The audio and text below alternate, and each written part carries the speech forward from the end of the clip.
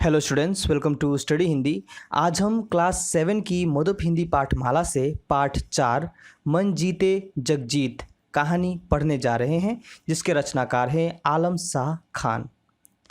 सुप्रसिद्ध साहित्यकार professor doctor आलम शाह खान प्रसिद्ध लेखक रहे हैं। डॉक्टर खान को उनके हिंदी कथा साहित्य के योगदान के लिए राजस्थान साहित्य अकादमी द्वारा सन 2002 में उत्कृष्ट साहित्यिक सम्मान से नवाजा गया था। 16 मई 2003 को उनका निधन हो गया था। तो चलिए अब हम पाठ को पढ़ते हैं। शांतनु कुमार स्कूल में भी अपने घर का नाम शानू लेकर आया था। वह प्यारा ही नहीं, परिश्रमी भी था। उसने जीवन में हर जगह हर मोड़ पर आगे और अव्वल रहने की सीख ली थी। चाहे पढ़ाई की चढ़ाई हो या खेल का मोर्चा, डिबेट की चुनौती हो या लेखन की ललकार, वह सबसे आगे था। पर इस नए मरियल से छोकरे अमित ने पहले मासिक इम्तिहान में और आज तिमाही पर्चों में उसे नीचा दिखा दिया। गणित में उसकी मास्टरी धरी रह गई और तो और अंग्रेजी में भी शानू अमित के आगे धूल चाट गया। तो यहाँ एक लड़का है जिसका नाम है शांतनु कुमार। उसे घर और स्कूल में सभी शानू कहकर बुलाते थे। वह सभी को प्यारा तो था ही, साथ ही वह परिश्रमी भी था। वह हर जगह हमेशा सबसे आगे रहना चाहता था। पढ़ाई, खेल, डिबेट, लेखन, वह सभी में आगे था। लेकिन एक लड़का था अमित, जो कि उसके स्कूल में अभी नया आया था। उसने उसे मासिक और तिमाही परीक्षाओं में पीछे छोड़ दिया था। गणित और अंग्रेजी में भी उसके शानू से अच्छे अंक आए थे। लड़के तो सभी आश्चर्य में पड़ गए थे जब उस साधारण से अमित का एडमिशन इस नामी स्कूल में हो गया था और उसने पहली फीस की भारी रकम जुटाई थी। चेहरे मोहरे, चाल ढाल, कॉपी बैग या यूनिफॉर्म के लिहाजे से तो लगता नहीं था कि वह ठसक वाले घर के लाडलों के साथ इस स्कूल में निभ सकेगा। जब अमित का इस नामी स्कूल में एडमिशन हुआ था तब सभी आश्चर्य में पड़ गए थे कि इस साधारण लड़के को यहाँ एडमिशन कैसे मिल गया, क्योंकि अमित के चेहरे, उसके चाल ढाल में, कॉपी बैग या यूनिफॉर्म से तो नहीं लग रहा था कि वह यहाँ इन अमीर घर वाले लड़कों के साथ टिक भी पाएगा। पर उसकी लगन और समझदारी तो यही संकेत देती थी कि पढ़ाई लिखाई में उससे आगे बढ़ना कठिन है। शानू के लिए भी क्लास में पहली रैंक शानू के लिए शान की बात थी, पर अमित के लिए तो अपने होने ना होने की चुनौती थी। स्कूल में परंपरा थी कि अपनी क्लास के हर टेस्ट में पहली रैंक पाने वाले की ट्यूशन फीस नहीं लगेगी। पहली रैंक के साथ 60% से ऊपर अंक पाने पर तो बस फीस भी माफ़ और किताबों का जुगाड़ ऊपर से। फिर भला वह कब चूकने वाला था। अमित की लगन और समझदारी के आगे किसी का उससे आगे निकल पाना कठिन था।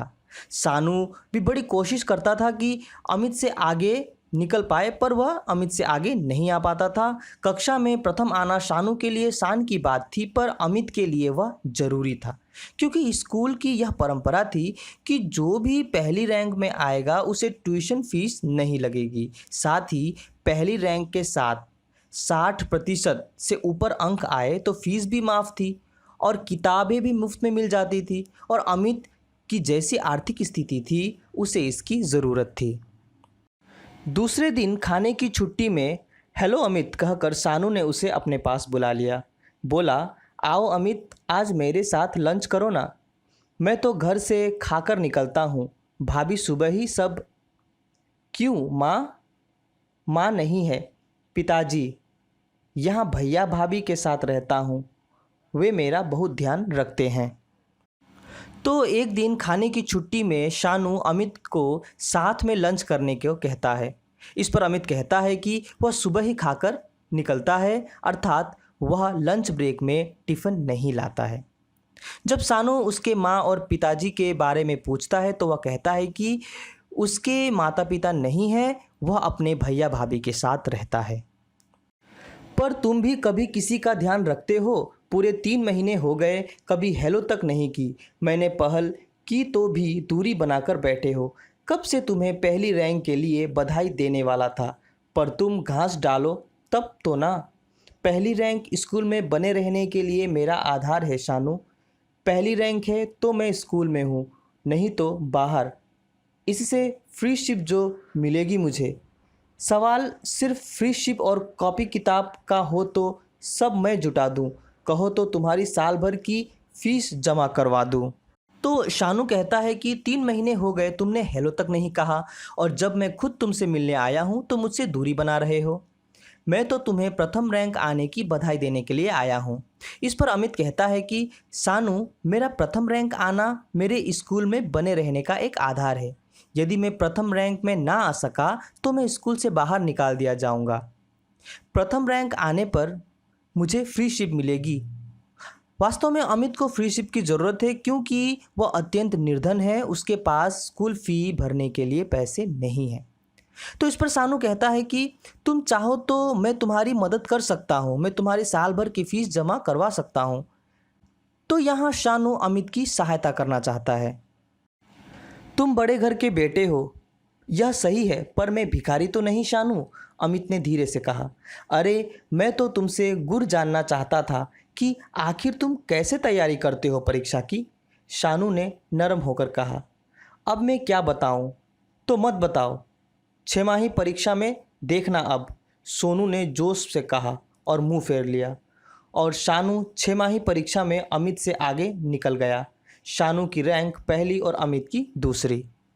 शानू के स्कूल फीस भर देने की बात पर अमित कहता है कि शानू, तुम बड़े घर के बेटे हो, पर मैं भी भिखारी तो नहीं।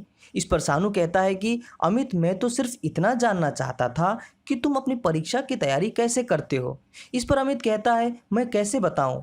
अर्थात अमित अपनी परीक्षा की तैयारी अपनी पूरी मेहनत और लगन के साथ करता है, ना कि किसी तरह के योजना के तहत। यह सुनकर शानू नाराज हो जाता है और छमाही परीक्षा की चुनौती देकर अपना मुंह फेर लेता है। 6 माही परीक्षा होती है जिसमें शानू अमित से आगे निकल जाता है। शानू की पहली रैंक तथा अमित की दूसरी रैंक आती है। पिटा नहीं, पिछड़ गया हूँ, लेकिन आगे, अरे आगे भी देख लेंगे। शानू ने सीना ताना और अमित सिर झुकाकर चला गया।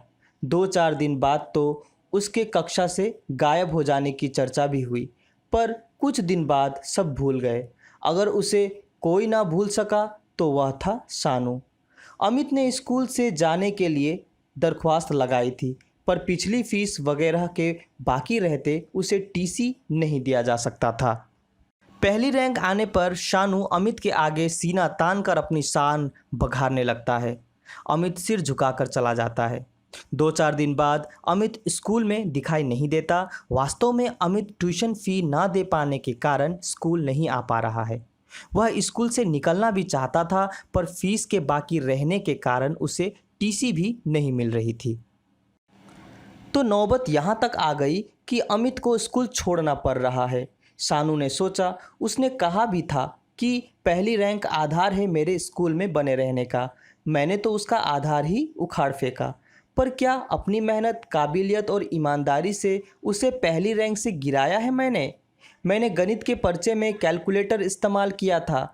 सबकी आंख बचाकर इंग्लिश के पर्चे में भी 10 नंबर की नकल मारी थी, लेकिन अमित की पढ़ाई तो अटक गई बीच में। क्या मैं गर्व कर सकता हूँ इस रैंक पर?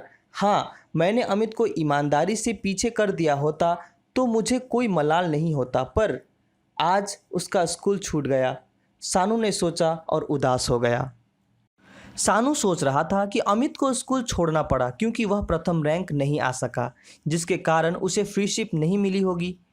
वह इसका गुनहगार खुद को ही मान रहा था क्योंकि शानू ने अपनी मेहनत और काबिलियत के दम पर उसे पीछे नहीं किया था, बल्कि गणित की परीक्षा में कैलकुलेटर का इस्तेमाल किया था तथा इंग्लिश में भी 10 नंबर की नकल मारी थी। वह सोचता है कि मेरी बेईमानी के कारण अमित को स्कूल छोड़ना पड़ा।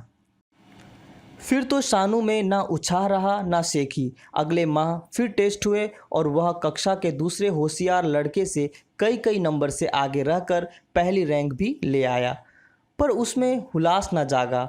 उसे यही लगता रहा कि अगर अमित होता तो उससे आगे निकल जाता। अमित के रहते 100 में से 65 नंबर आते थे, तब जाकर शानू की दूसरी रैंक बनती थी, और अब उसके चले जाने पर 62% पर पहली रैंक बन गई है और वह एक निश्चय के साथ उठ खड़ा हुआ। अमित के चले जाने के बाद अब शानू में भी प्रथम होने पर भी कोई उत्साह नहीं जागा, क्योंकि उसकी टक्कर का कक्षा में कोई था ही नहीं। उसे लगता था कि अमित होता तो वह जरूर उससे आगे निकल जाता।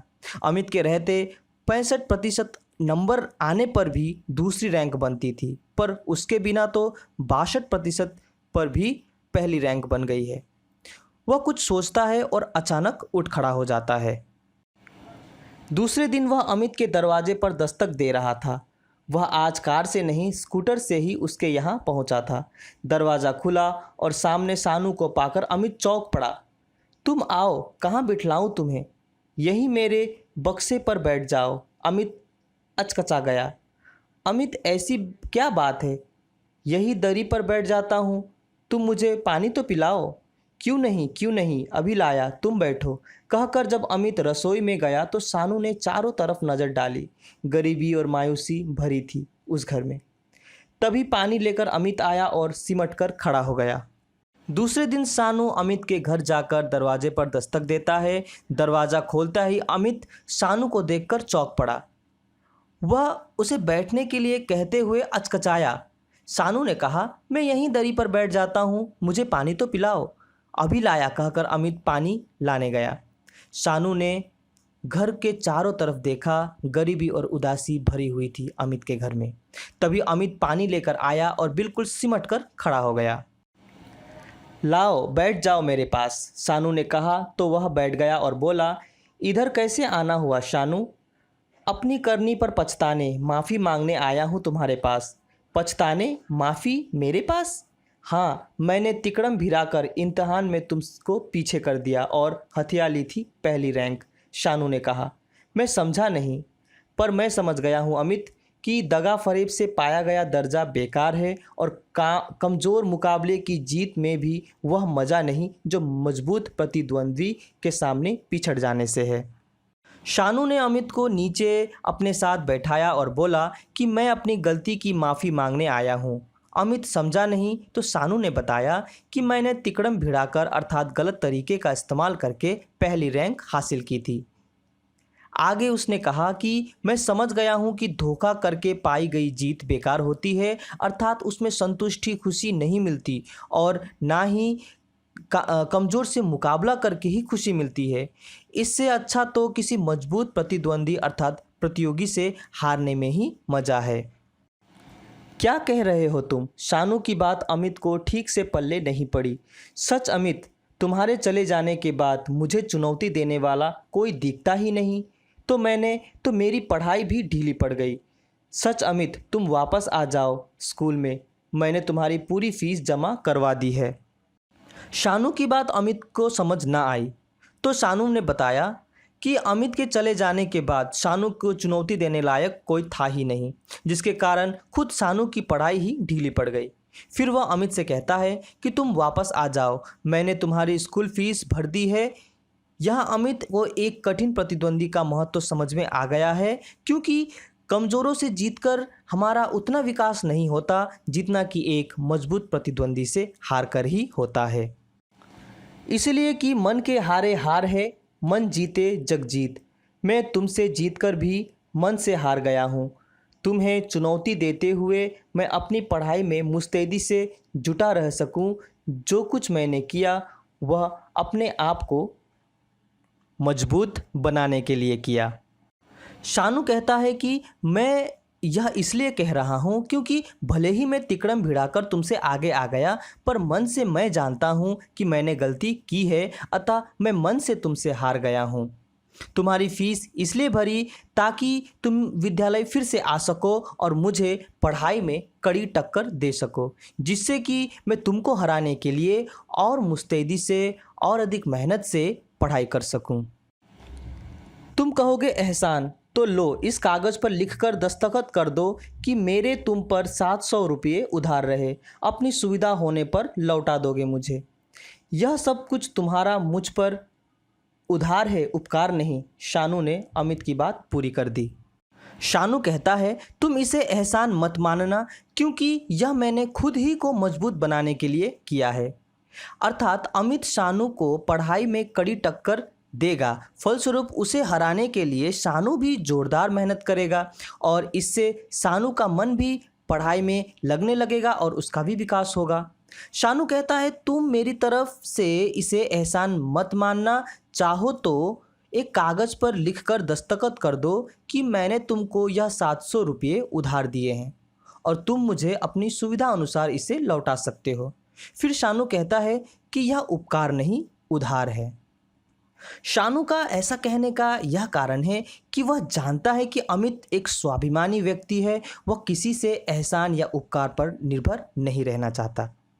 और यहीं यह पाठ समाप्त हो जाती है।